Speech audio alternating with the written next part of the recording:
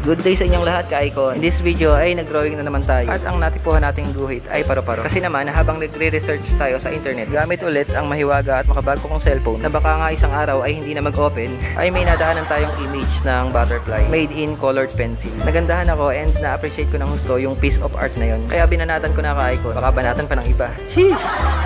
Sinubukan ko nga lang pala yan. And luckily ay nakaya naman natin na unti-unting i-drawing yung first colored pencil butterfly natin. Siya nga pala, kay may talent ka o wala, ay malaya kang gumuhit ng kahit na ano, ka-icon. Ako nga, kinakaya ko eh. Ikaw pa kaya? Hindi man ganun kaganda yung kinalabasan, at least sinubukan natin. Sensya na din pala dahil ordinary yung colored pencil lang yung gamit natin. Kaya hindi ganun katingkad at hindi ganun kalinaw yung bawat detalye ng ating iginuhit. And ayan na nga yung result, ka-icon. Maraming salamat po sa panonood. Hanggang dito na lang. Kita-kits!